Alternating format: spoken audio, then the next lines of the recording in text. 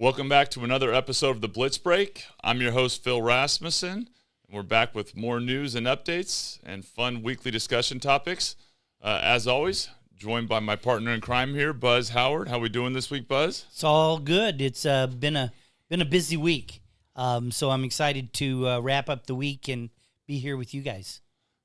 Be here with us. Well, I'm going to actually let you do the honors of introducing our esteemed special guest today. Yes. This is the guy that's been behind the scenes for the Blitz Break from the very beginning. So Justin is here, Justin Ingolia. Justin is also vice president of production for Big Valley Mortgage. And, I think that it's time that he came out from behind the camera and joined us. Don't you think? I mean, I think this is a good day. We got you over your camera shyness. Yeah, that's not true. No camera shyness. I'm gonna do my best not to produce from here. Just be like, guys, we got a next segment. Yeah. So I'm gonna do my best not to. And it's funny, we put him in the most comfortable chair for the episode. Yeah. You should thank us. Yeah, that's good to know. Now I know which chair not to put the guests in. So we got to make the whole experience as uncomfortable as possible for you. Yeah, thank you. Appreciate it. I mean, we've got a lot of secret questions we're going to ask you, try to trip you up. I'm gonna start crying by the end of the episode. we like to make our guests cry. Yeah. Ooh, we have yet to do that. I know. That is something that there's always a first, and it'll probably be me. I was just going to say there's a couple go-tos that'll work for me. So yeah. But lots of things happening this week. In particular, we finally saw some of the movement before we kind of dig into some more, I kind of would say, deep and thoughtful leadership, kind of current events conversations. Let's talk what's finally happening in the world of interest rates and the latest update on the Fed front. Oh God, it's been this week was all about the Fed meeting on Tuesday, Wednesday, and it's always this lead up, and we've spent almost the entire year leading up to the September meeting. There's been this anticipation.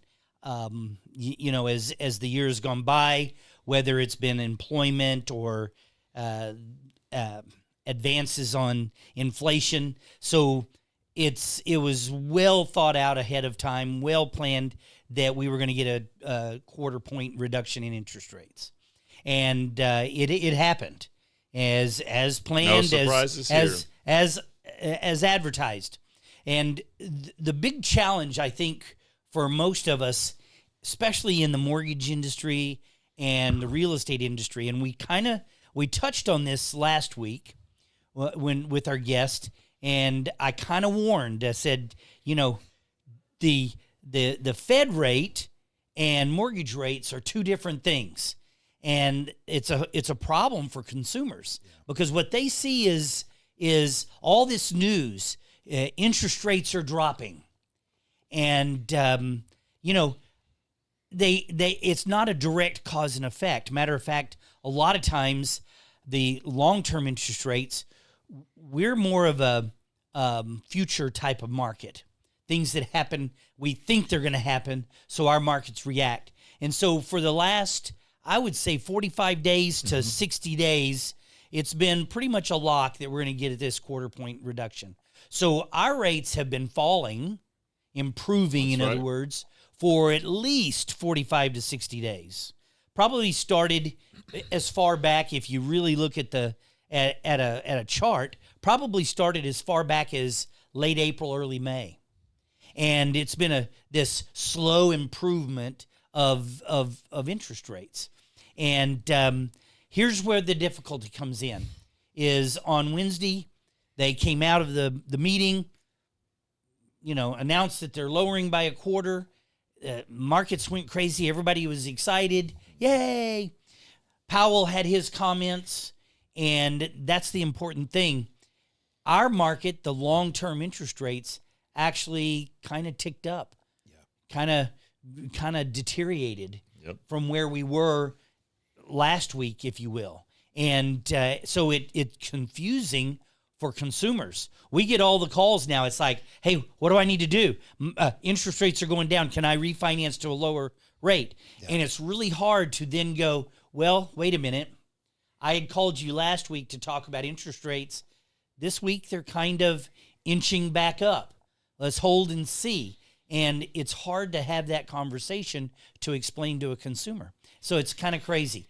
The comments from the Fed chair, Powell, is that, yes, we might even have another 1 or 2, quarter point reductions in the following months, but that his problem is that inflation is still really sticky, which it just hasn't come down to their target.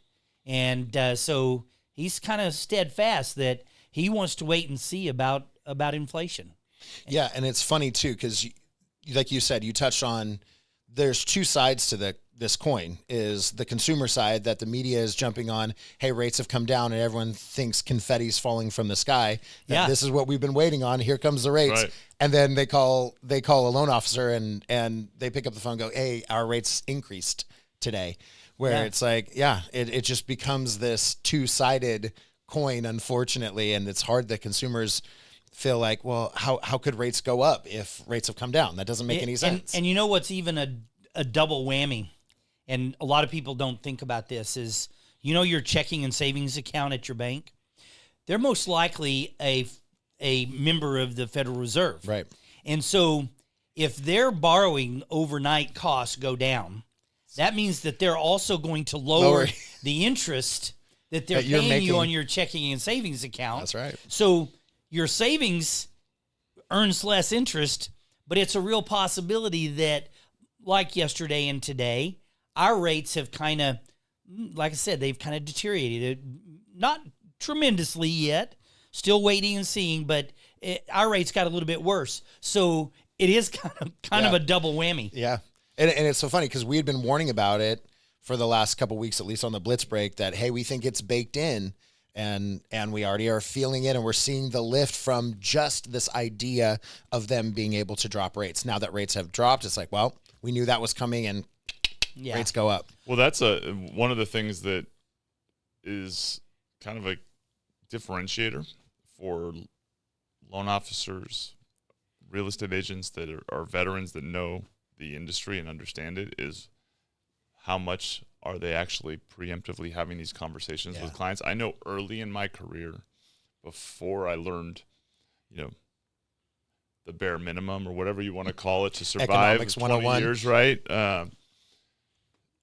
I wasn't having those conversations in my first year or two with the clients, right, on those updates. So when the things hit, I'm reacting to it, right? As you get older and you, more seasoned, and you have more years and experience in the industry, now you're preemptively having the conversation with the clients. You're setting the stage so that they don't make those calls. You still get the ones from the people you haven't talked to, but you can tell loan officers that didn't have those conversations and realtors that didn't have, their clients are losing trust a lot of times because they're going, hold on, that doesn't make sense. And this whole conversation creates a level of distrust because it doesn't connect. But if they've already laid the foundation, it makes sense. And so it's one of those things about, understanding the importance of proactive communication with your customers that is, paramount in these situations. Absolutely. And you hit it on the head that it deteriorates trust in the loan officer, their realtor.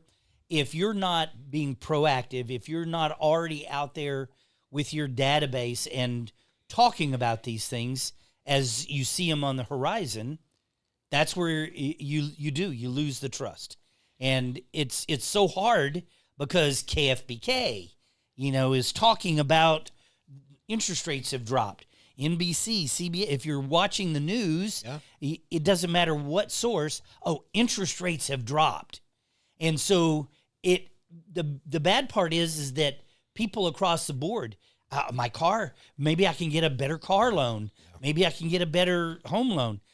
The long-term interest rates really aren't tied to the feds. Yeah. It is a trickle down if you adhere to those kind of principles, yes, there is some wash on it, but sometimes it's counterintuitive. Well, it's just because it's already been anticipated and built in. So the trickle down does in fact exist. It's just happening before the actual announcement, yes, right? exactly. So you know where things kind of make sense to the consumer is if they had showed up and said we're lowering it by 50, that would have changed because the anticipation was a quarter, right? So if it was shockingly more, right, in a good way, then we'd have seen lift. And we've experienced that where, hey, the anticipation was a quarter, it was a half.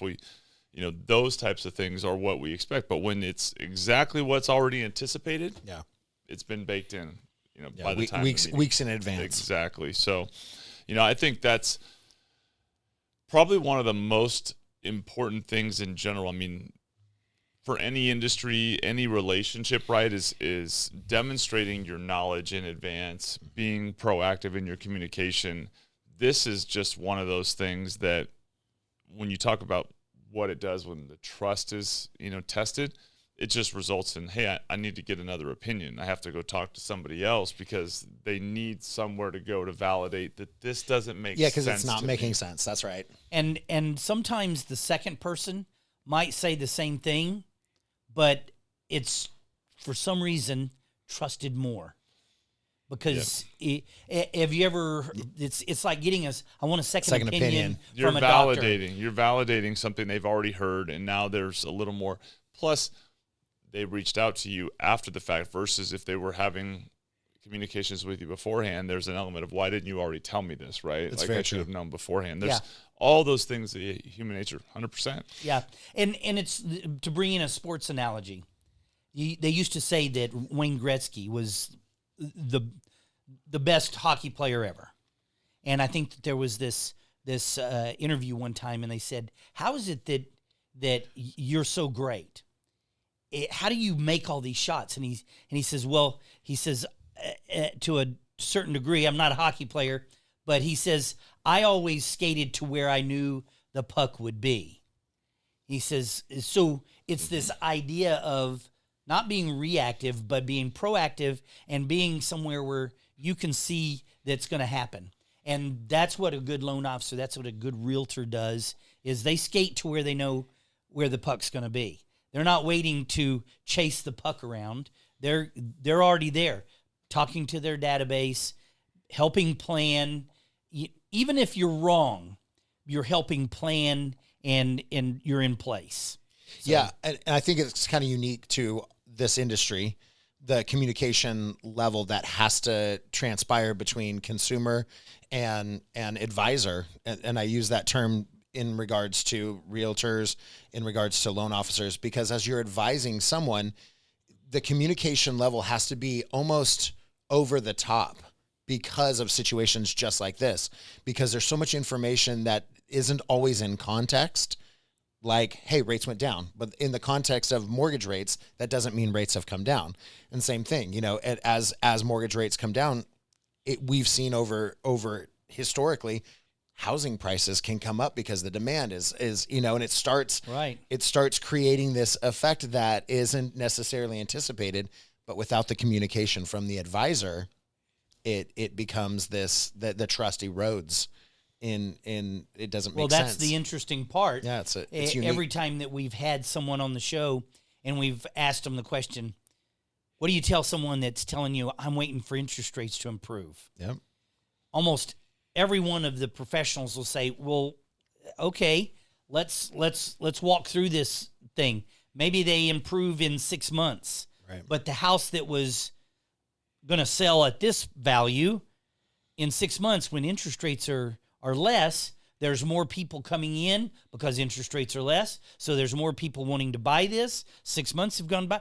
Now you're buying that house for what, 10,000 more, 20,000 more? Yeah, it could be. And so what savings you got in the interest rate, well, you lost it in actual value of the property. And so there's all these weird factors that go into it. Yeah, absolutely. Well, and I think the conversations like that, they bring me back to I've always been someone who, when I'm speaking to someone that's in a position of expertise, or they're supposed to be the subject matter expert or the mentor, when they can lay out for you outcomes, good outcomes, bad outcomes, neutral outcomes, based on variables and different things, and they're doing that in advance and giving you that knowledge. Sometimes it's things you don't want to hear, outcomes that you're not thrilled to potentially have to accept. When they happen, the trust that's built, that you've had that conversation up front, is immense, right? Because, hey, before this, they predicted it. They laid out. It really is a validating moment. And as a leader over the years, and as a coach, as I've always, taken this approach, same thing when it comes to recruiting or talking to people, that it's worth having conversations about things and anticipated outcomes as a great way to set that, so that when those things play out, people are, able to not only remember that conversation, but to start building trust and, belief in what exactly they can count on with you. Well, it's that realization of, damn, he told me that. Yeah. And I should have listened. It hit. Well, whether they remember, or whether it's a good, or like I should have listened or not, it's an element of trust. Like, oh, I remember that, and it she resonates. was right. Yeah. He was right. Yeah. Whatever it was, like, okay. And so the next time, I do it with my kids all the time. You tell them, so when now they don't like to admit that dad was right. Right. But that's, I think it's important. And I think when it comes to salespeople that are managing relationships, too often people are afraid to deliver potentially bad news or negative conversations and lose the client, or create, you're predicting a bad outcome. You can deliver it in a way that's informative and educational and meant to help them, as opposed to, like when you're talking about, a competitor or something else, where you're trying to, it's not bad mouthing. You're trying to educate them on potential outcomes. And I think a lot of salespeople avoid those tough conversations, or try to, keep it positive, and that doesn't actually benefit them. I think it's a really good point. And there's been some sales techniques that I've seen, over the years of, like, oh, sell me this pen or sell me this watch or whatever.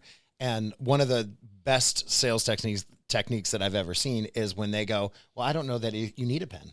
When you start with I need to understand what you need or what you're looking for.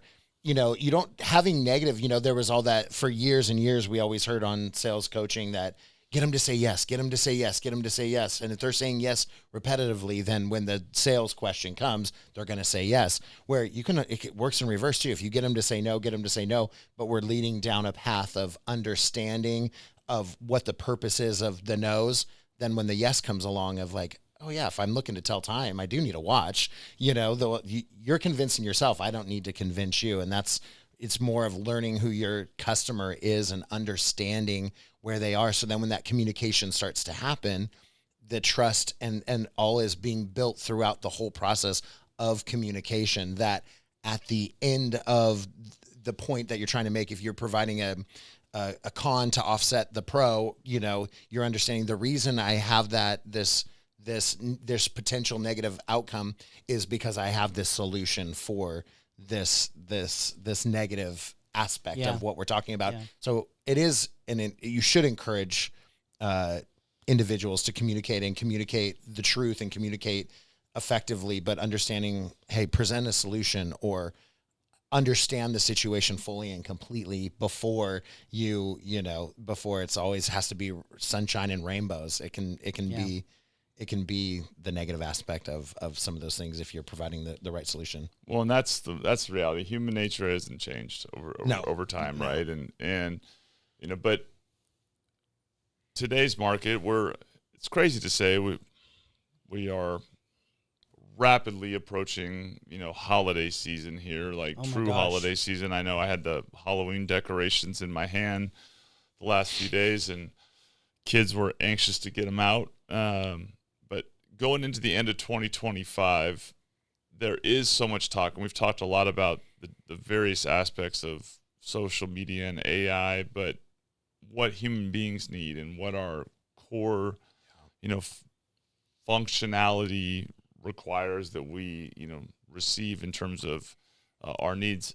A lot of those things, not only have they not changed, they never will change, right? But home buying, home ownership, financing needs, as much as they've changed, what do we kind of see? And you deal with it a lot, Justin. What do you think right now is the most common need from the client's perspective? What are we seeing the most of as far as wants and needs given the environment, and what are you hearing when you have conversations? Yeah, that's a good question.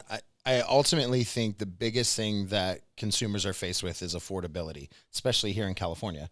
Affordability rates have come up. There was for many years, customers got used to being able to buy a $600,000 home and have a $2,500 mortgage payment because interest rates were so low. Truthfully, that mortgage payment should have been in the fours and been much higher, and they got spoiled. And so understanding like, oh, well, housing prices are still, expensive, $600,000, $700,000, but now that mortgage payment is $4,000, $5,000 a month.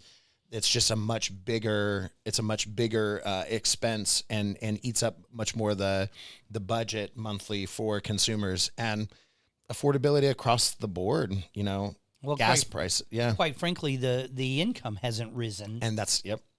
along with the value of the homes. Yeah. So, I think what we try to help individuals solve for, and the communication that we have, is understanding that very different or vastly different than renting is the ability to then lower your mortgage payment. That old adage of, you date the rate, but you marry the house kind of thing, where yes, if obviously there's guidelines and there's things where we wouldn't allow a lack of affordability for an individual to purchase a home. There's guidelines that help protect consumers for that, and we would never push them beyond an ability to make a payment.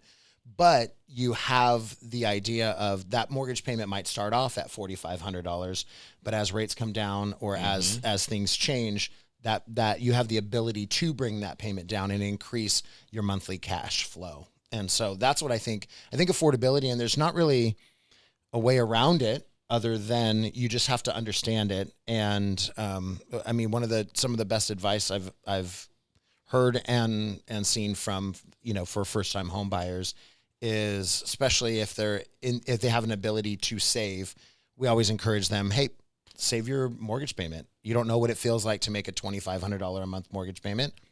Write a check to yourself for $2,500 a month for the next 3 months.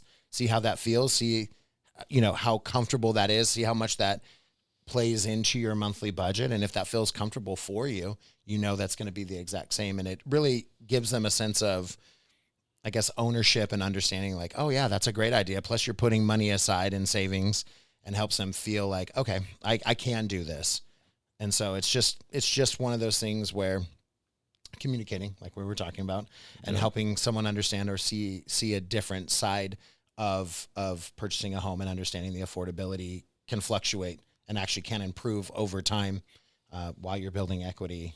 So I think that's one of the biggest conversations, or consistent conversations, that we hear and is had. Yeah, that's one of the things that has been kind of a overwhelming constant for the last decade, right? Is that no matter how many new homes are built, we are still building less than we need to catch up in terms of the housing demand. And so home prices and inventory, that's where, when you hear some of the sky is falling kinds of rhetoric that goes around with, housing crash, kind of fear mongering or whatever you want to call it. It's just, there's not enough homes for that to really play out in the way that people describe, because the builders are building, but they're not building enough to catch up to where we're at. Well, and it's so difficult to build now, and so expensive to build now. So and that plays right back into the affordability conversation. And so I'll give you an example. What I'm talking about is so difficult to build. A little over a year ago, 2 houses right next to my house, downtown, burned to the ground. Well, it burned to where no longer inhabitable. And it's been over a year, and they're still not able to rebuild. They've come in and they've done the remediation, gotten rid of the toxic substances because they have to. But both homeowners are sitting there in arguments with the city of Sacramento, not able to just build back what was there. They're not trying to change the structure. They're not trying to do anything. They just want to build back exactly what they had. Yeah. And it's over a year. And there was a neighbor one street over that his burnt. It took him over 2 years, and he was $90,000 just in permits to build back exactly what was there. Yeah. And so it's so expensive and it takes so long. And I think that our state and our counties and our cities, they say they want to build more homes, but when they actually comes down to it, they put in all these other weird things. And even to that, I'm hearing, and this is a couple of new things, I'll throw these things on the table today. Haven't done a lot of, a complete amount of research. So I just want to do a quick disclosure. This is not the opinion of, no. Yeah. We'll do a fact check after Yeah, the we'll fact. do a fact check. That's the producer and me. 2 new things. One, the state is moving forward with, and I can't remember what it's called, but in high fire danger areas, they're going to be requiring a defensible space around your house. Yeah. And I can't remember how far. It's like, let's call it 5 feet, which is not a lot, but so let's say 5 to 10 feet, you can have no vegetation. Yep. Not even shrubbery. Plant, yeah. You can't just mow the grass up to the side of your house. It has to be this, and I'm not really sure. Do you have to put a concrete like sidewalk around your house, or is it rock? But so that's going to be weird. The first group is going to be new homes because they can. Right. You know, they can force that. The second wave, I think, will be another 3 or so years out for existing homes. I have a house up in El Dorado Hills, which I'm going to bet is something that they're going to say. And I'm just thinking, wow, how ugly is that going to be when I take out all the shrubbery that's been growing for 40, 50 years around that house? So that's one thing that's out there. There's another thing that I'm hearing is in our budget bill. It's called the mileage tax. Yeah. And there's one of the state representatives is out talking about this, and I listened to it a little bit. But tucked into the budget bill is this mileage tax. And so the first thing you think about is like, oh, are they going to get the electric cars? Because they're not paying gas taxes. So are they going after the electric cars? No. They're doing some kind of calculation. And then what they're doing is they're then forcing builders to add this tax into the construction of new homes, because I guess the theory is that as a city builds out suburbs sprawl, takes people more mileage, yeah. and more mileage. And so there's all these calculations that it's going to throw another $30,000 on to the, I mean, just weird stuff. I don't believe that, but I do believe that a lot like some of the other taxes that go into, to building a home is going to increase the home prices. So there's all sorts of stuff. I'm really wanting to dig into this mileage tax because it's just weird. Yeah. So along this lines, it's harder and harder to build a home. It's back to affordability. Back to affordability. And all those poor people down in Southern California, their houses burned. Yeah. And they're still they're still trying to figure out. Yeah. And it's crazy. Was that? I mean, it sounds like. I mean, how does that compare to the horse tax when you first got into business? Well, the more horses that you had in your barn, they made Tell you. us about the Yeah, horseless tell us about carriage. that horse tax. Well, the- do you remember the when you carriage- said the carriage tax? When I was walking to school uphill Yeah, both both ways. in the With, snow with no shoes. with no shoes.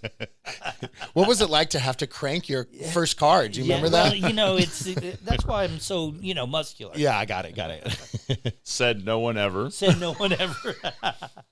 Yeah, I think the dynamic of what consumers face on the home front, it's interesting. I mean, I just went through it again, and I think in Yeah, you've been greater moving sense, Yeah, I was gonna say haven't you you? know. I could fall asleep on set today with how much energy that's taken out of me, but It's always so much fun. yeah. Somehow we end up doing it like every 3 years, 4 years, and I'm not sure how we just do that. They but, keep running you out of places. Right, Is, yeah, is like- that what you're saying? Yeah, I think so. Right. You know, Only you've so been long. here right at a year now. Yeah. Your it is. 1 year anniversary should have been like when? Today? Tomorrow? What day? Sometime this month. Yeah. It blew through. It's a big blur of things, but yeah, it's been a year, and nobody's run out of the building on fire or that you know of, yeah. No, true. That we've told you. Yeah, but the home search process, when you look, I mean, I've always kind of felt very nostalgic about Sacramento, Fair Oaks, Carmichael, for example, as Sacramento natives. Just loved the area, but grew up there. My grandparents had a home over by the American River. Yeah. My mom used to ride her horses, speaking of horses, around town way back before Sacramento grew out. And all those homes, like, they were on acreage. And and a lot of the older Sacramento, parts of town in those Carmichael, Fair Oaks areas, you have the lot that was sold, and you have the mini subdivision with the builder that put in 6 homes or 5 homes. Yeah. And then the shack that is about to fall down, and then some 1980s homes. It's this eclectic mix of things, right? But what you find as a homeowner shopping in there is a lot of character in homes that have been remodeled, but the difference in the way homes are built and the experience for homeowners, I think that's what I just recently went through again. The homes that haven't been updated to modern styles, the way the master suites are with closets and bathrooms and the way that people have remodeled homes is very interesting. So we were just going through seeing, it's a 4-bedroom or a 5-bedroom in Fair Oaks, and then you look at it and go, yeah, that's because one of the the garage was converted into a bedroom, and the master bathroom has it's the equivalent of a guest entry bath with toilet, sink, tiny shower, and that's your master. You have these like different designs that exist, but then the new homes, they don't have a lot of the extra living space, but the bathrooms are designed. So it's I think very interesting for a homeowner when they're out looking, trying to find, back to the affordability point of what exactly a homeowner is looking for in their living situation, and then what price point they can afford. Well, massive differences in just the equipment that's in the house, like the heating and air conditioning, Right. and the cost. Of course, I live downtown. My house was built in 1919, so I can shut all the windows. That's when he was born. No, I was going to say that was on his 60th birthday. When I was old. So retirement home. So I can close the windows and doors and turn on the attic fan, Right. and walk along the windows, and the air's just coming through the windows and just The whole house fans? The whole it's Yeah. just Those sucking are air phenomenal. into the house. But the reason why I'm saying this is, okay, so take that one step further, turn off the whole house fan, and let's say it's 110 degrees outside, the air conditioner, it's just like a sieve going out. Yeah. Or in the winter when the insulation when I'm is trying not, to heat the house, yeah, the hot air is just flowing out of the house. So the reason I bring it up is, again, affordability. So, you know, you find these older houses and it's cheaper. Someone says, I'm going to buy this house. It's cheaper and I'm going to fix it up. It's a real good possibility that it's almost impossible to really bring it up to Title 24 types of guidelines right now with efficiency, because it's just not insulated like that. It's just not you'd have to replace all the windows, all the doors, tear off the sheetrock and do insulate. It's almost impossible. Yeah. And so they're going to wind up paying $400, $500, $600, $700 in PG&E and SMUD, whereas somebody else might have gotten a nicer home, a little bit more expensive, but their PG&E bill is only $200. Or it has solar, that's another thing. Solar as well. Yeah, that was a new thing with new construction is a lot of times they're building in solar. So they're required now. Yeah. So you're putting back into the grid, so you're not necessarily coming out of pocket as much as you would on a home that A, doesn't have solar, or B, is older. We were talking about this a little bit yesterday about when we were searching for a home, and we were in the same kind of area, the same neighborhood. And it was hard. One of the things, it's funny, one of the selling points of when we bought our house 2 years ago now. Yeah, 2 years ago. Yeah, 2 years. Yeah, was the individual that we purchased it from did all the unsexy things to the home. So had the new roof, had like the 100-year roof, had it over-insulated, new windows, new doors, all of those things that you don't necessarily, the upgraded HVAC, all of those things.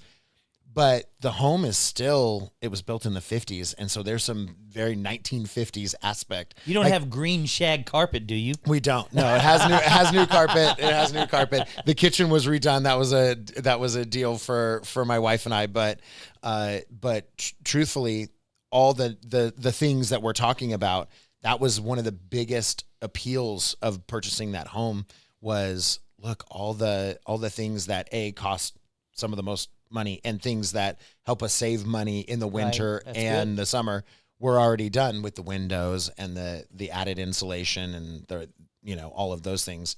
So it's just the reality of what you're doing. You almost have we have to purchase a home and then do all these upgrades, or we buy a new home or a newer home that has some of these new amenities and these energy efficient type aspects to it. Well, and when you make those decisions, the reality is, right, if you are looking at those older homes in those areas, the trade-off is you're getting usually a larger lot and or land that goes with it, right? Yeah. And so you're big shade trees too. So you developed whatever you want to call it, landscaping and maybe overgrown because it wasn't it was basically the land in the beginning. We lived in Sierra Oaks. There's a reason that area is called Sierra Oaks, because those trees are ginormous and been there for hundreds of years. And that's why you choose I'm it. Covered by the sycamore trees that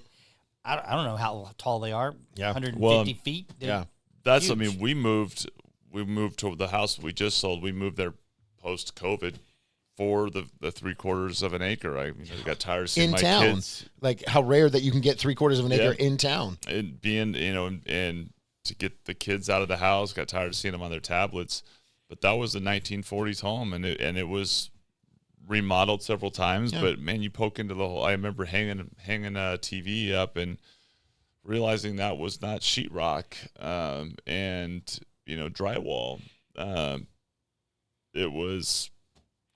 Plaster and a whole bunch of the outside. You kind of go through and having a basement in the 40s and homes that were on that street started in the 20s, but that was 3/4 of an acre and the trade-offs of the styles of the kitchen to get the land and the newer homes. Then what you end up having to do, right, is the decision. Now you have to go out into the outskirts where they're building up, right, where there's possibility of getting a larger lot, and now you're commuting maybe back to a neighborhood that is where you want to be, like Carmichael, Fair Oaks, where our kids go to school in Carmichael. We just moved to Folsom, so now we're commuting in from Folsom, but they're now building on the south side of 50 like crazy out there. But that's what our homeowners are really evaluating, and the new builders are really, that's where they're the majority is being built, or those, hey, someone sold their where the land 3 is. acres. Yeah, you gotta find the land. Got to go where the land is. Hence the reason affordability, like the land is the one thing that there is never going to be some wild, just surprise addition of land. It exists. Yeah. Whether it gets sold and the ability, but there's no one's going out, hey, look, we found some. wow, we didn't know this was here. We know that, right? And that element that we talk about, I think. The other part is homeowners always wanting everything, right? Then I think part of that discussion is the idea that, look, unless you are Elon Musk, Bill Gates, or any other where technically you can have it all because you've got the money, right? Your average homeowner, you have to make some sort of a concession or some sort of a sacrifice or compromise. Like, you can't have the price point that you want. Yeah. 2 acres, a new home, Swimming and all of pool. that. A swimming pool, a guest house for $500,000, right? Like, you have to go through and those conversations, and the interest rates play a part in that evaluation of all of that. So I think that's one of the biggest things that first-time home buyers deal with is, as a parent, you have children and you've done your best and you've bought the home. You have the nice big house, swimming pool, maybe a hot tub, all the cool stuff. And so as a child, you grow up in a house that you've come to expect. Yeah, a lifestyle you've grown lifestyle accustomed. that you expect. And so then you go away to college, you maybe get married, and sure, you might live in an apartment and that kind of stuff. But that idea of a home, what a home is and what a house is indelibly, etched in your brain.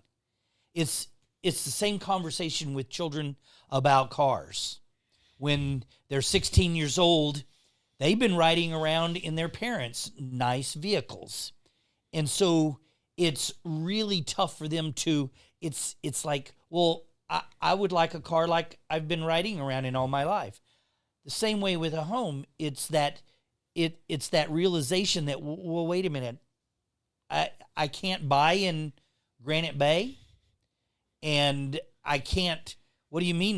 The house that I'm going to buy won't have a swimming pool? I've always had a swimming pool my entire life. Yeah. And what do you mean that the kitchen's not going to have this big island and all the upgrades? I can't live in that. And I think that that's one of the big realizations when first-time homebuyer couples or individuals, they're out looking at houses and they're going, no, I don't like this neighborhood. No, that house is way too small and it's too old and it's ugly. That's a tough sell. I wouldn't want to have to do that every time as a realtor does. Yeah, I couldn't imagine that part of this industry. my 8-year-old, speaking of the car situation, informed me yesterday that her first car is going to be a white Tesla with pink interior. Well, of course it is. I've met you. And it was a Model X. And I was like, that's interesting, huh? You're going to have a brand new white exterior, pink interior Tesla. Does Tesla do a pink interior? No, but I don't know any of that. She's getting she's it. gonna But have it was, one. yeah, she's going to have one. I think it was probably something to do with the Barbie movie and the Barbie car that hit home. yeah. But that was, she informed us that's what she was going to have. And I was like, that's interesting. That's really cute that you're 8. Unfortunately, your 14-year-old older sister is probably thinking something very similar Yeah. about what she thinks. Yeah. To your point. My parents used to always ask the question, great, that's wonderful. That's going to be your first car. How are you going to get it? Yeah. Yep. Oh, I have to do that? What do you mean? I look back, my first car was a Ford Probe, No way. which, No way. Was that yours? That was too? my That was- first car. what color? Blue, like navy blue. Blue, navy. Mine was white. Dude, there's no one in this world that first car was a Ford Probe. Ford Probe. It was like $3,000, and I remember it was a $3,000 car, and I probably put a $3,000 stereo system in it with like two 12-inch subs that made the thing rattle and speakers. That A was tin can in the back. Yep. It was just But it was a great car. The rattle, the license plate rattle, and yeah, I enjoyed And you had it. the automatic seat belts. Yeah, that was, and I was so pumped to have that. What color? White White. exterior, gray interior. Yep. And It was a great little car.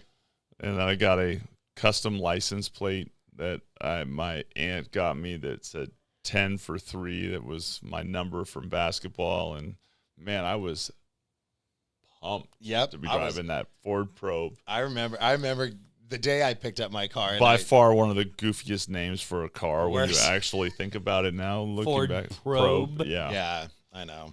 But Honestly, man, it was cool. It wasn't necessarily a cool car, but it had a sporty. it had a sporty. For your first car did you pay for it? Like, did you earn? Pops paid for it. Okay, I got the work permit and started doing the whole and setting the money aside. And I just remember looking through the newspaper, and I found it in the newspaper. That was how I found mine. I found it. I actually know a couple people that have driven one. So I think you might be the fourth person now that has driven, which that's a small club. It's a small It's club. a small club. And I've dated my wife for a very long time, so we met in high school.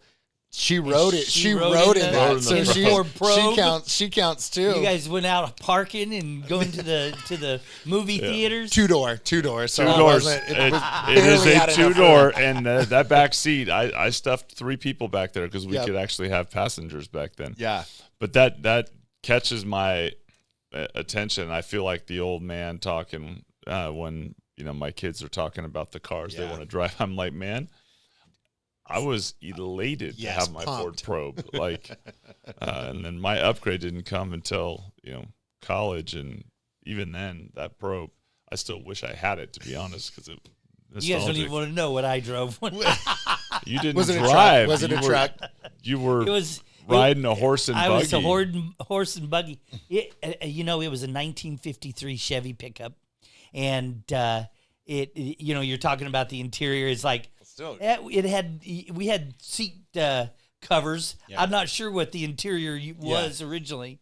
The Did it have windows, seatbelts? the windows wouldn't hardly go up. Yep. And you're gonna laugh at this, literally. The radio was one of those original tube radios, where you turned it on and it had to like warm up. Come on. And oh my goodness. we couldn't get any stations on it, but Did you get to push the button and then it would jump go back and forth, and it was a nightmare. But it was right off the farm. Well, but it was freedom. That's the difference. That's the thing, right? Yes. It meant freedom. We have to put that as a poll to the audience, right? So put in the comments. What's your first car? First car. First car. Yeah. We want to know. Let's see How who crappy has. was it? This how podcast is crappy. huge with Ford Probe Yes. owners. Oh, 50% of the people on this podcast have owned a Ford So- Probe. Oh, no more than that. let's- 66%. Yes. The, You got the my wife. most impressive is the rattier, the dumpier, the more mileage on the car. Yeah. That's what we want to know for all of us, and then it- for the most spoiled or the most spoiled children that are out there, we can talk. I'm waiting for someone to say, "Oh, mine was a 635 BMW." Oh, Yeah. we had it. It was funny because the high school I went to, there was the one girl that pulled up in the brand new Lexus that Daddy bought, and it was like, oh, that's not. Well, nobody at my high school, had a nice car. Yeah. But we were able to have a gun rack in the back, and we'd go hunting we'd go dove hunting on the way to school. So, Let's remind everyone, Buzz grew up in Texas. In Texas. Yeah. Yeah. before As there was if all you sorts can't of tell problems. by every other word he said. Yeah. His accent. I love it. My favorite is Monday, Tuesday. Tuesday. When he was saying Wednesday. when the feds met, Yes. feds met on Wednesday. Wednesday. When he gets going, the accent really gets Wednesday. rocking. Wednesday. Okay. Wednesday. So we'll have to do the poll. And additional, how big was your first home? How many that's a good square one. feet? How many square feet? How many bedrooms? Ours was like 1250. 11 something. Flooded 6 times in the first year I owned it. Wait, So- hold Flooded on. 6 Hold times. Yeah, how Yes. in the hell does it flood 6 times? Was it a water leak? New construction Oh, he had a new construction house. in a new condo, Okay. stacked 3 units, identical floor plans. Oh no, did that? Brilliant idea. This is the bathrooms, 06. That I wanted to be on the first floor. Because you didn't want to have to walk up. Not me. Thought it would be better for rental down the road line, for yeah. elderly couples, families with kids, groceries. But Which- everything runs downhill. Everything runs downhill. And when there's cement in the pipes from the builder, No. and by the way, not just one, but basically all throughout, you end up being the one that receives it all. So up from the dishwasher, up from the master bathroom, up. You enjoyed through the the ceilings. toilet runoff, didn't you? I enjoyed a lot of things, including it coming through the ceiling, from guest bath ceiling, floods. Didn't know it was black water. Cleaned it all up. Builder, maintenance guy didn't tell me, right? Cleaned it up, dried it out, put the ceiling back up. Day they finished it, right back again. Oh no. Because they actually didn't fix the problem upstairs, but actually was dating back then. My now wife with kids. We were in Tahoe on one of our excursions and got a call from the neighbor across the hall. Was like, "Hey, I need to come home because there's water pouring out your front door." Coming out underneath the door. Yep, coming out the front door No. from the neighbors running. Upstairs running their dishwasher and their sink all weekend and filling up. So, 6 times in the first year. And Let me ask you this. When did you sell that house? I bought that in 07 and I sold it in 2016 or 17. And You owned it that long. Wow. because it was 07, Yeah. Oh yeah. it went from Yep. it went from 270, 280, whatever it was back then, down to about $60,000 in value. Same for us. We bought ours in 06. 06, yep. Yep. So perfect time to get in the mortgage industry Yeah. and to buy your first home. But we survived it, and actually, perfect story. My parents co-signed as a new professional. So part of holding on to it was preserving their credit and their position. My dad ran a business, so I held on to it for 10 years. Still had to scratch a check to sell it. And it was not a pleasant experience, but I held on to mine for like 18 years just for that. Was that the one you just sold? Yeah, we sold. Yeah, a couple years ago. Yeah, that was your our first house. Our first house that my wife and I moved into right after we got married. We owned for 18 years. And people going upside down, people seeing that.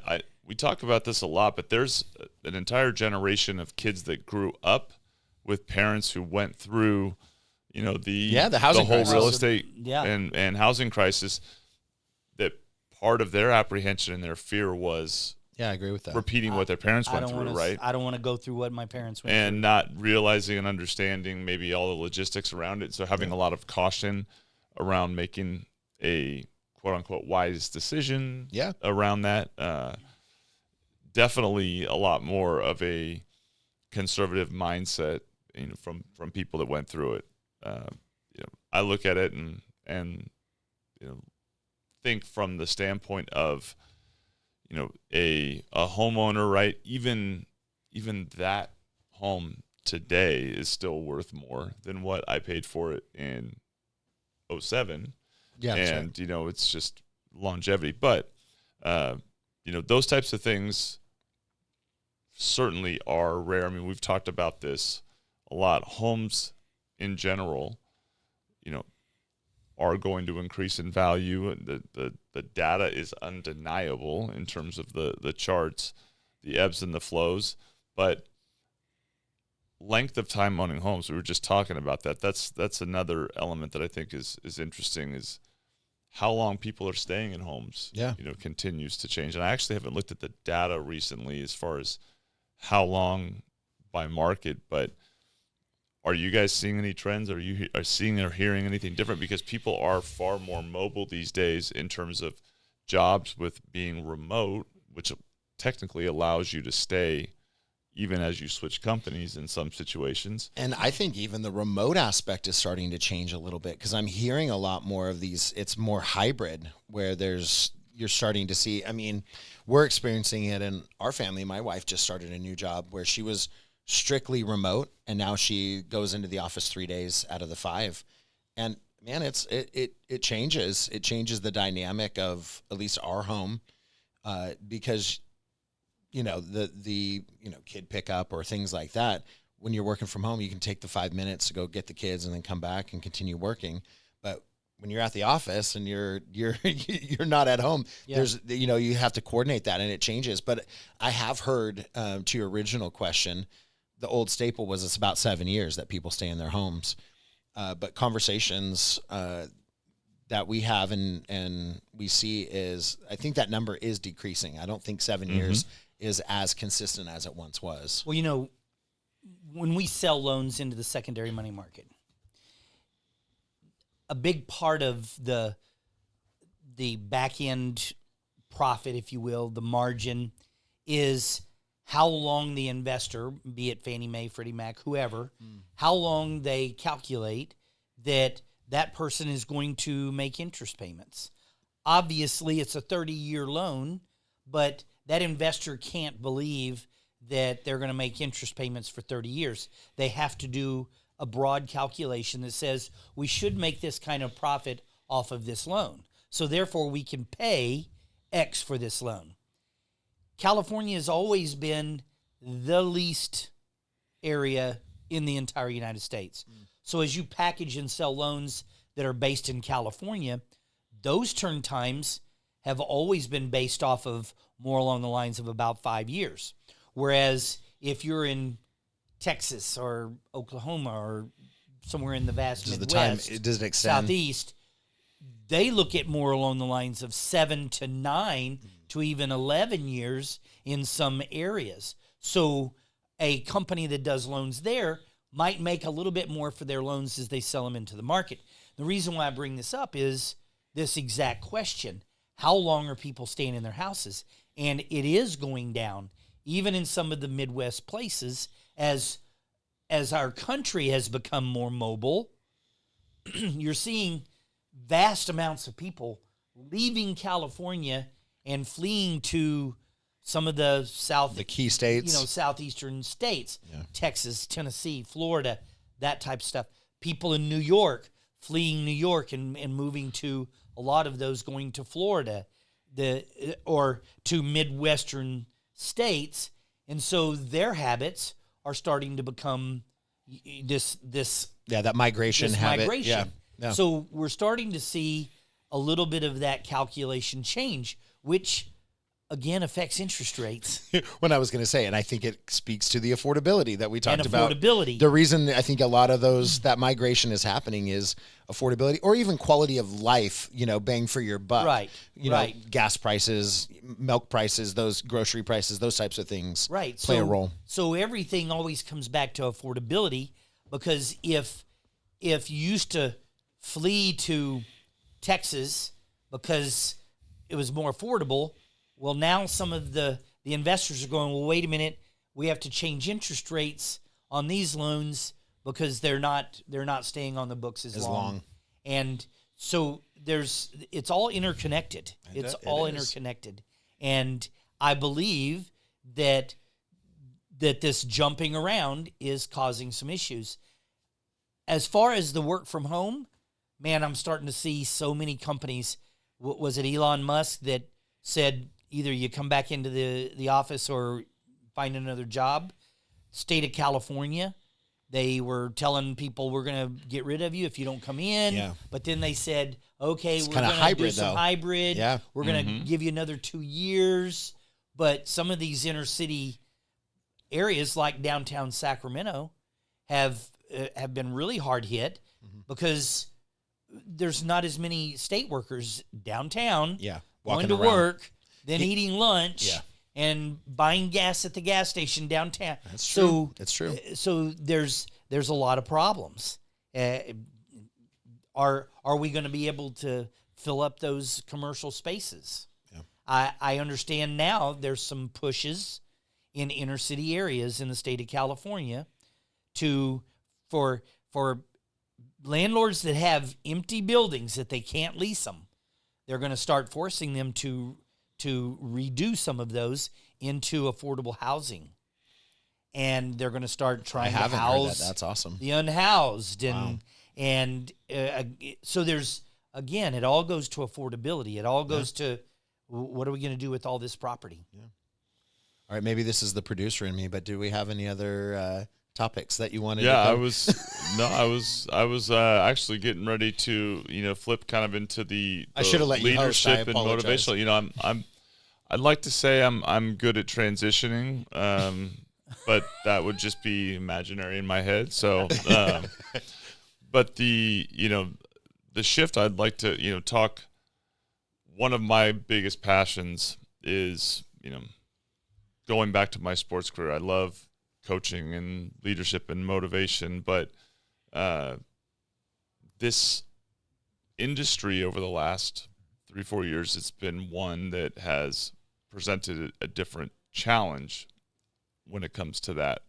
For those of us that have been in the leadership positions and roles of building companies, leading sales teams, there's a very different dynamic when it's an abundance of business. And I say that very slowly because it's an overwhelming and emphatic experience that we've been through during COVID and pre-COVID, where your challenge was capacity and turn times and can you get to all of it. And candidly, a lot of bad habits were built for a lot of salespeople on all parts of the business, from the real estate, mortgage, title, but the business was there. So your sales habits, your mentality, everybody in a lot of ways, I think, took it for granted. Then it shifted and the idea of staying positive and optimistic and maintaining disciplined habits and going back to the basics in terms of a routine and schedule. That's been the ongoing challenge that, we've all had to kind of shift along with strategic thinking, but motivating people and finding a way to focus, to me, I think is was harder, right? And I think we're getting ready right now. Yeah. As the market's starting to turn to where those that have hung in, it's okay, you stayed in it, you kind of kept your focus on the long term, the optimism, and now the emphasis in a shifting market as we start to prepare and we see the signs. What do you think is the primary purpose and focus of leadership and coaching for our industry going into kind of the next market that we're anticipating starting to take shape here? I think to touch on your original point, I think a lot of the bad habits that have been formed is what we have to start breaking. I think and just encouraging, not necessarily old school behavior, but just more of the as the phone calls start to increase, right? Because the market is starting to shift, it's starting to change. Then even the narrative is starting to change just slightly with interest rates, and they're hearing that rates are coming down.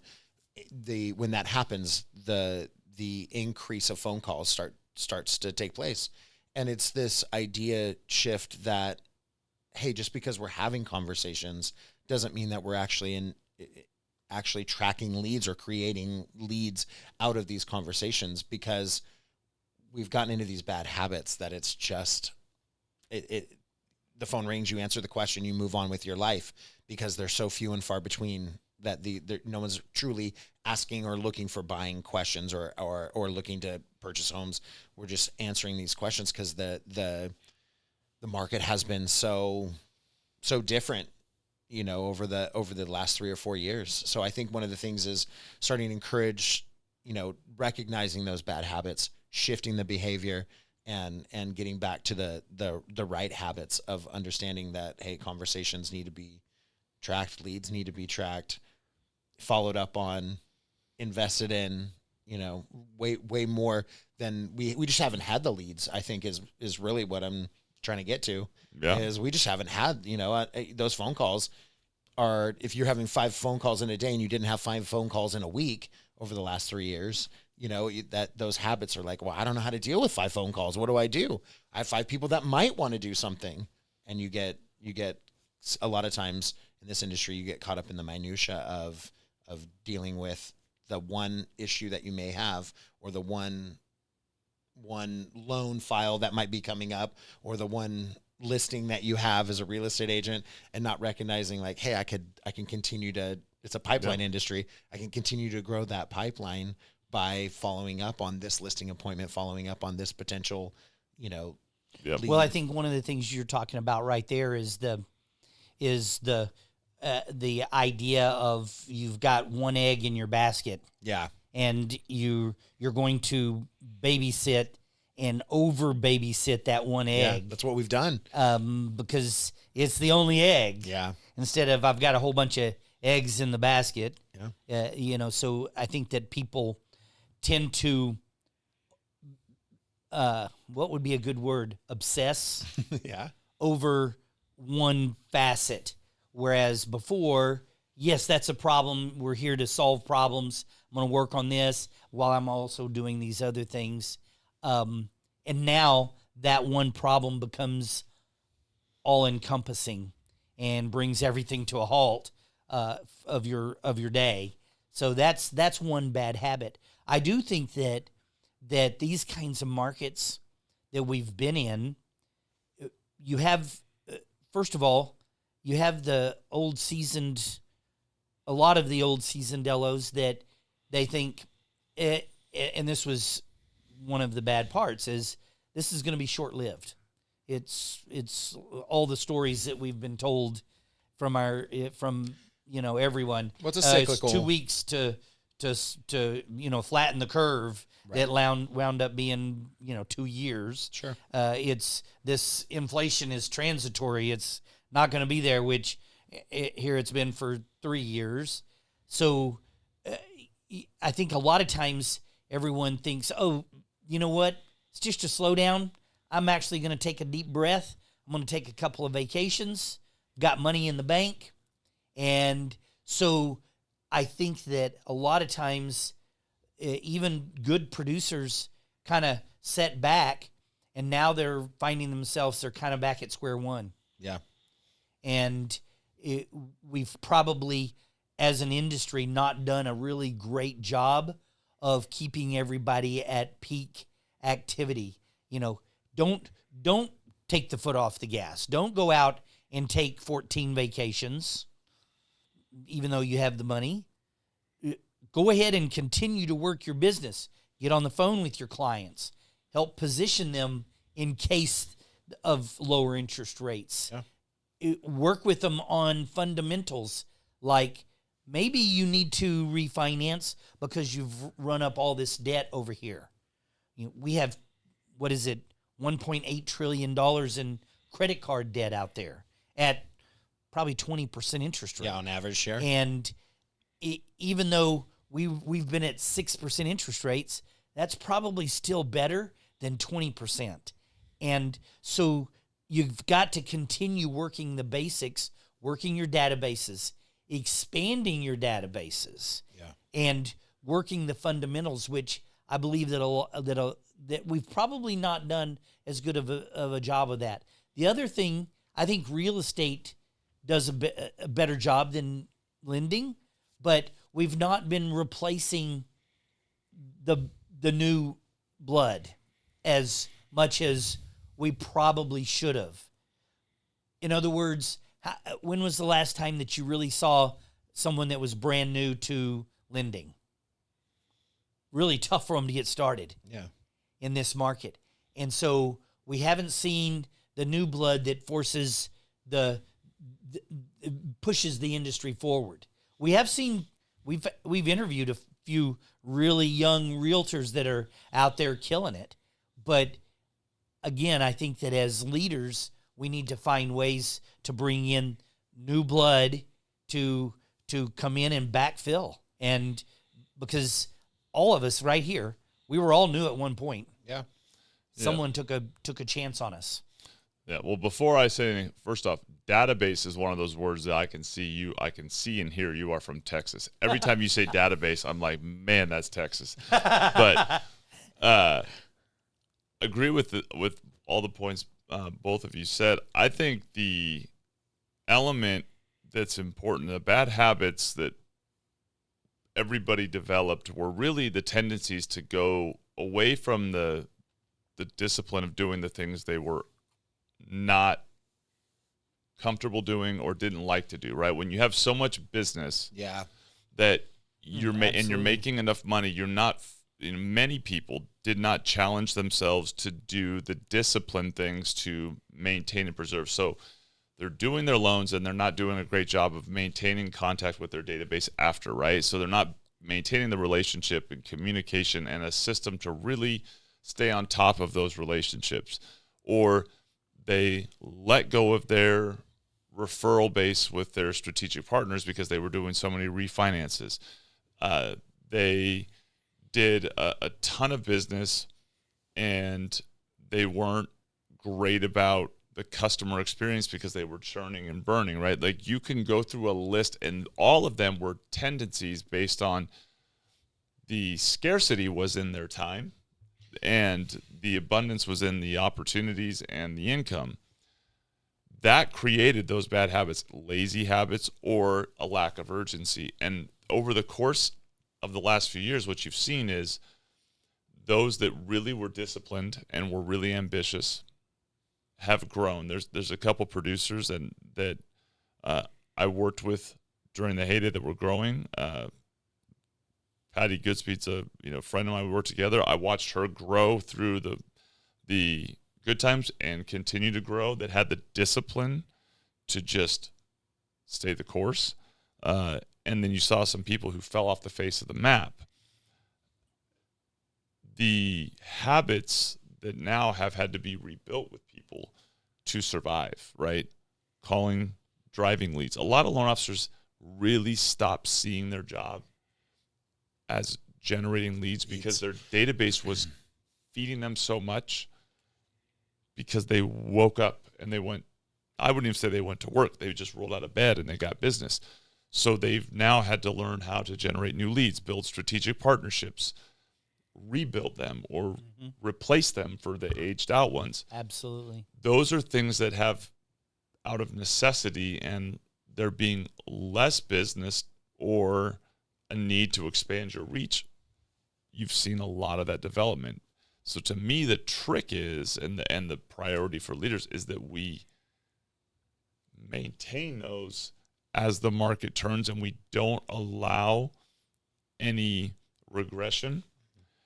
And instead we focus on continued progression with our originators. When we look at some of the top producers, pick any of the companies out there, you can tell the ones that did not develop bad habits or did not take their foot off the gas pedal based on how their production looked in the peak and through the valleys. And the mass majority saw 70% of their business drop, and it's progressively grown. That forced them to start getting comfortable, being uncomfortable.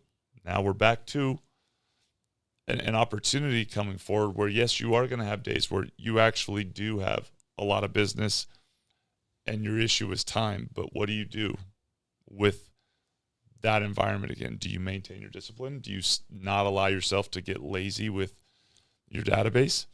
Have you put systems in place that allow you to maintain the communication efficiently?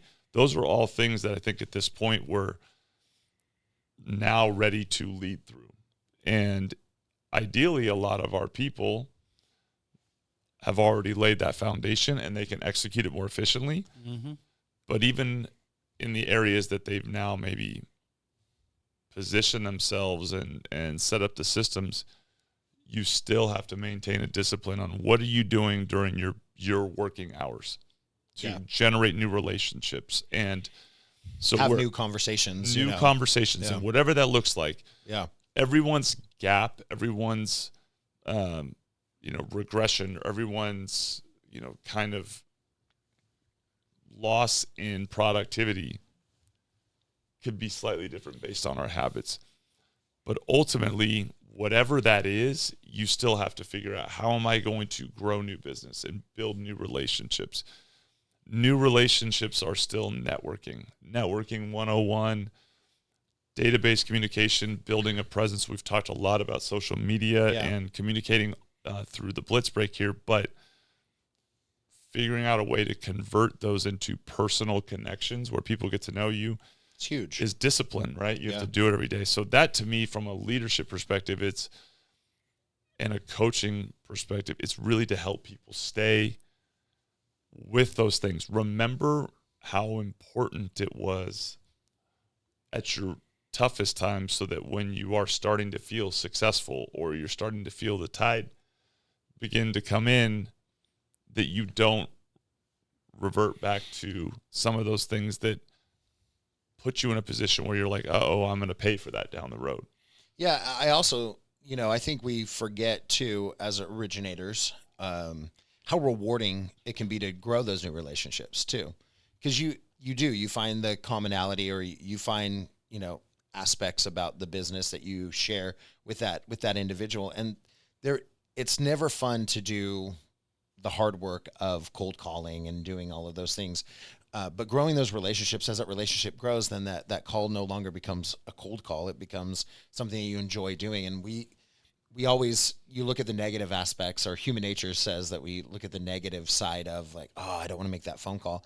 But if we look at the positive side and be like, this is going to be a way for me to grow a relationship, you get that reward, and we lose sight of that, I think, sometimes. I know I do. Maybe I'm projecting. Everybody has blind spots. I think a lot of people have that. Yeah.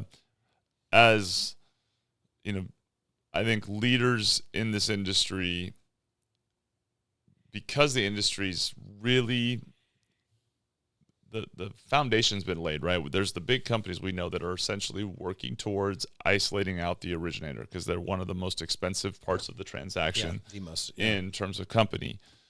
But truly self-generating, relationship developing, nurturing salespeople are irreplaceable because of the connection and the human component. And so you've got, from a company perspective, we as leaders need to be cultivating relationships that generate business to supplement and help bring new originators into the business, help them grow, bring new salespeople, new real estate agents, companies that have figured that out. And you've got really, I think, from the originator's perspective, to help support those self-generating originators maintain their brand, build their brand, avoid their blind spots, by remembering that they're not a one-size-fits-all concept, right? Yeah. And they're all individual human beings. So what is it that each person needs, and try to develop a support system and a coaching. And, I always looked at it as a coach, whether it was baseball, basketball, every single one of your players you have to coach differently. Absolutely. Every one of your salespeople, so true, has to be coached differently. And they definitively improve or struggle based on your ability to identify where their pain points are, where their needs are greatest, and your ability to hold them accountable in a way that is actually going to not be seen as the coach that's pressuring or a leader that like, hey, I'm holding you accountable for your benefit, right? And yes, help them become the best versions of themselves. And that's it. None of that is new, right? No. I just think the transition of the market brings one of those things where the minute we start to get a sense of, oh, it's busy again, what do we all do? We're going to, in human nature, is you revert back to a comfort zone. Yeah. You relax. And so I've been like, not only for myself, but, as just someone thinking ahead to how do you keep people from reverting back to those habits and falling into those traps of, okay, my phone has rung and now they've got the peak of a spike in business, but we're not walking into a market like COVID. So it's not going to be where massive record volume. So how do you maintain a consistent production? Well, you have to have the habits. I think that a lot of that, if you're asking how are we going to do that, I believe that some of the things that we've been doing is creating systems and automation through our tools for, like the slogan, marketing done for you. Contact management is something that's growing, and AI is making it more and more effective to manage the process of communication throughout the transaction, but then bringing value after the transaction and constant keeping you at the forefront of their mind. Yeah. By adding these value types of communications to them. So I believe that a big portion of that is to set up your platform so that you're taking advantage of the tools that are there. You just have to plug in. So I think that that's one of the ways that we're going to manage that next wave and not allow some of the bad old habits. Yeah, old habits. We used to say one of the saddest things is talking to someone that's been in the business, and you ask them, how long have you been doing this? Oh, I've been doing this 10 years, 15 years. And you think, oh, that's great. You should be able to capitalize on that 15 years. And what you find out is that they've really only been in the business 1 year, maybe 10 or 15 times, to where every year they're having to redo it. They're not building on their past successes. So automation is going to be one of those things. AI. And I know that that's a big, scary word nowadays, but I do believe that we have to lean into those tools. I agree. And I think where originators, and I'll speak for the loan officer piece of our industry, I think where they will start to see the biggest improvement in their business and how they handle the scarcity of time, like you had mentioned earlier, is leaning into things that help automate some of their day. Mm-hmm. Understanding that, hey, some of these tools are not replacing your ability to communicate effectively with potential buyers, or leads or people that you need to grow in a relationship. But what it's doing is it can take some of the aspects or some of the things that take some of our mental drain. I've said it for a lot of years. This industry is on a day-to-day basis so mental. And if you don't stay on top of, your what's the word I'm looking for?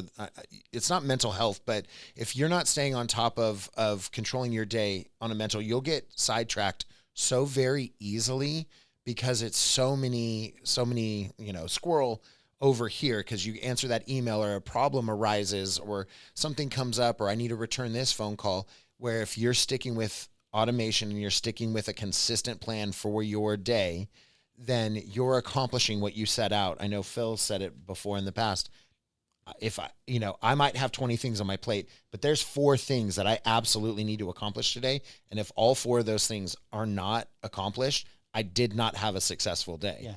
You no could matter have how many other things I got Yeah, done. the other 16 of those 4 that I did, if I did them all, but I left those 4 that were the key that I needed to do that day, then it was a loss of a day. And I think, back to your point, I think if we have, as loan officers, continue to lean in on some of the things that allow them to automate some of those things, the mental clarity begins to lift, and then they can start focusing on some of the high touch things that allow them to effectively grow relationships and effectively, close more deals. Definitely. Yeah, absolutely.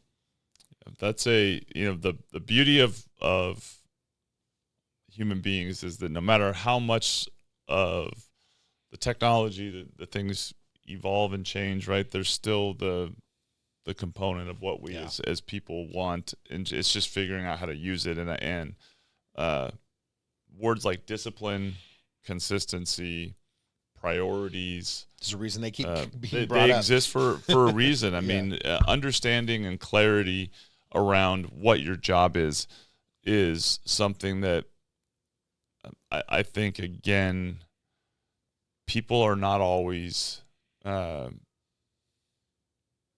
think, at a place where they've really done that. And I think that's and we can kind of wrap in this topic area here of helping people understand themselves, right? Recognizing what it exactly is, because in sales, in particular, real estate, mortgage, title, the one thing that is universally true is that all types of personalities get into the business, right?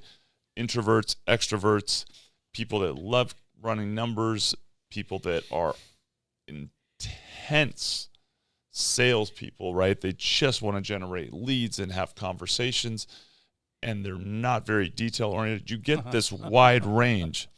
Yeah, you do. But the truth is, the job carries both, right? You have to be generating leads. You need to be building relationships. You need to understand guidelines and running numbers and calculating DTI. And there's different levels of responsibility in what you can delegate and what you can take on. But the one thing that you cannot survive is if you're not generating leads. So figuring out what is it that you are drawn to, right? Are you that introvert that likes to calculate numbers and study guidelines? You have to build a plan around that and what your ultimately your objective is going to be for how much production. Let's find some automation to help you grow some leads, to help you so grow you some can leads. run your numbers and build vice out. versa. Yeah, exactly right. And if you're sales, and then more sales, and then I'll deal with the details later. Obviously, that's going to potentially lead to a not so great customer experience if you don't have the right support system in place and you haven't learned.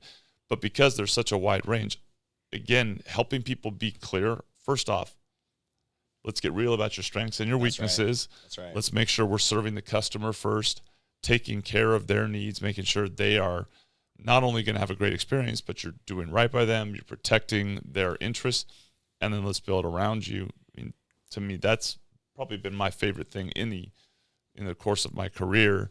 But it's also one of the most important things that I think companies fail on, where they assign a one-size-fits-all model to these variations of people. And at the end of the day, while we're talking a lot about this industry, I think that's inherently what in sales in general, like people are born from. You are exactly right. The hard part about leadership is really adjusting to what you're saying. Your big companies, a lot of times they don't have the time to have individual programs. So they get into the one size fits all, but they've got so many people that those people that don't do well in that environment, they fall off, but they hire so many more people that, again, they're not really doing that good for the salesperson. The other end of the scale is when you get such a small company where you have this one small manager that is exceptionally talented and successful, they really don't have the time, and a lot of times the mentality. They're just teaching their philosophy, which doesn't fit to maybe the 2 or 3 people that they've hired. So they lose people because they don't have the time. So the real challenge is the balance for a management team to understand that, well, we're big, but we still have to act small. And it's tough. I've managed companies for many years. 200 years. 200 years and counting. And that is the biggest challenge. How do you reach each individual and be able to, at their level, provide them with the support and the experience that they need to blossom?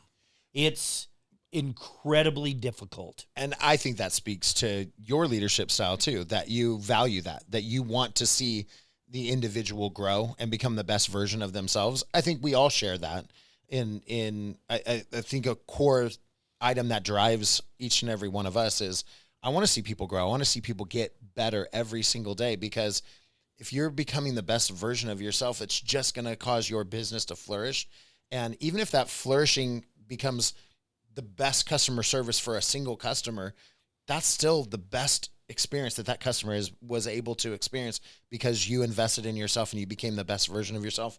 So I really do think that some of leadership is growing and fostering that and focusing on the human nature, the human piece of what we do, and letting the automation and the tools kind of fill in the gaps and find out what the strengths and weaknesses are of our people. That's the stuff that keeps me up at night. Yeah. In a positive way or negative way? Well, you don't know at 2 a.m. when you can't sleep because you're painting pictures on the ceiling. But that's the toughest part about leadership, I think, is being, because the company has to make money. Yeah. And so you want to see each and every person be successful, because that's what drives the company's success. That's right. But then how do you do that where your time is on each individual? And that's where management earns their keep. Yeah. I mean, bottom line. No doubt. Well, it's the difference that, ultimately creates greatness for people, right? Is being around mentors and leaders that help inspire us, help us find our weaknesses. And that is, for me, it keeps me up in a good way. That's probably my favorite thing is to help see somebody go from A to B to C and know that you're helping pave the road to success. So yeah, you do it naturally too. You do. Yeah. That's I was fortunate enough myself to be around a lot of great ones and some very, very poor ones that the learn from the good ones and learn from the bad ones. And, you try to make your own mistakes and just not make the same ones that you saw. So I know you want to land the plane, but before you land this plane, I would be remiss as the resident sneakerhead here to point out that last week we had new shoes. This week we've gone backwards. We've regressed. Our leadership skills have not those to the best. Those shoes might need to actually be thrown in the garbage as soon as we're done, because they look like they're about ready to We have not made him the best version of himself. Look, I still have duct tape in my office. These babies will still work. Don't ask. You are new. For years, I don't know how many years, I had a pair of shoes. Too many. I had a pair of Doc Martens that I wore, and literally the sole would start to fall off.